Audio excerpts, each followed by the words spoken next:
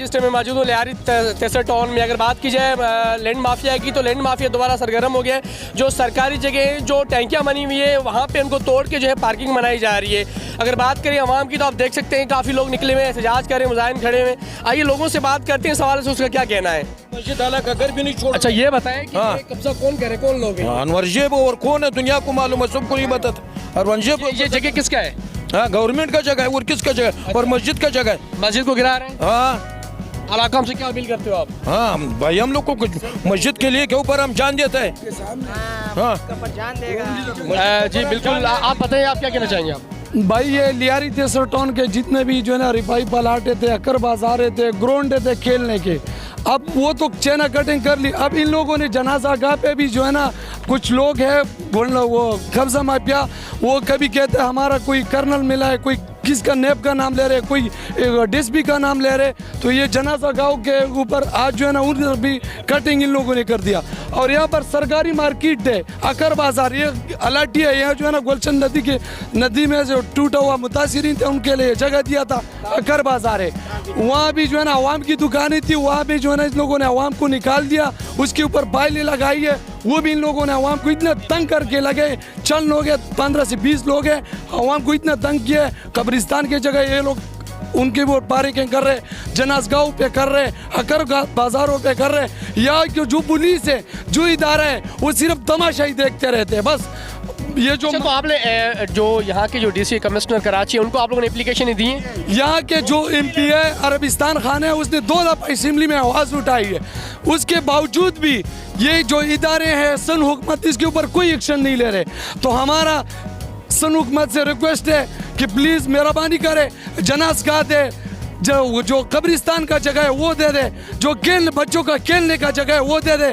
यहाँ पर एक हॉस्पिटल है, वहाँ पर पार्किंग है। पीपल्स पार्टी के कादर शाह ने वहाँ कटिंग की है, कह रहे मैं पीपल्स पार्टी की तरफ से हूँ, मैंने ये कटिंग की है, कोई आके रोके। तो प्लीज़ हमारा रिक्वेस्ट है पीपल्स पार्टी हुकूमत से कि प्लीज़ मेहरबानी करे, ये गलत कटिंग ना कराए इसको। जी हमारे साथ MNA आफ्ताब जहांगीर साहब मौजूद है, इनसे हम बात करेंगे आखिर मुजाहिरीन जो खड़े हुए थे इनके दरमियान क्या बात हुई है, और ये जो कौन कब्जा माफिया हैं जो देखा जाए कि सरकारी ज़मीन के ऊपर कब्जा कर रहे हैं। अच्छा आप ये बताएं सर, काफ़ी देखा जा रहा है कि जो 2003 से जो टैंकियाँ बनी हुई हैं तकरीबन म्यूनसिपालिटी के दौर में, आज उनको गिराया जा रहा है, ये कौन लोग हैं और क्यों कब्जा करना चाह रहे हैं? अच्छा देखें, जो लोग हैं वो भी किसी से ढके छुपे नहीं होते, और ख़ास तौर पे जो यहाँ की सिक्योरिटी एजेंसियाँ हैं, थाने, इन सबको पता होता है कि कौन लोग हैं। लेकिन ये कहाँ का इंसाफ है कि जी जो फलाई प्लाट्स हैं या कोई खेल के मैदान है या कोई मस्जिद है या कोई चीज़ है उसको गिराना, और उसके गिराते वक्त जो है वो इंतज़ामिया जो है वो खामोश रहे। तो इसमें ये सब लोग शामिल हैं, इनकी मर्ज़ी के बगैर हो नहीं सकता।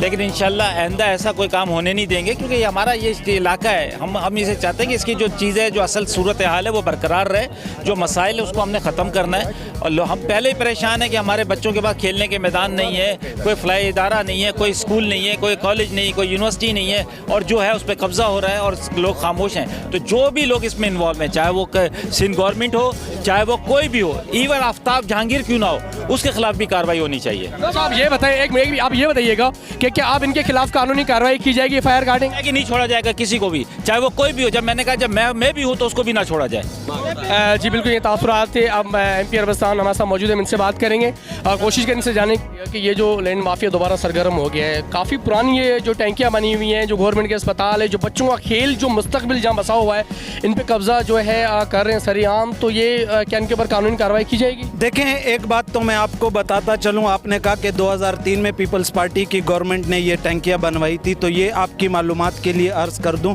कि 2003 में पीपल्स पार्टी की सिंध में गवर्नमेंट नहीं थी। ये मुशर्रफ के दौर में लियारी रीसेटलमेंट प्रोजेक्ट बना था, पैसे वफाक के थे, ज़मीन सिंध गवर्नमेंट ने देनी थी, और बसाना जो था वो लोकल गवर्नमेंट का था।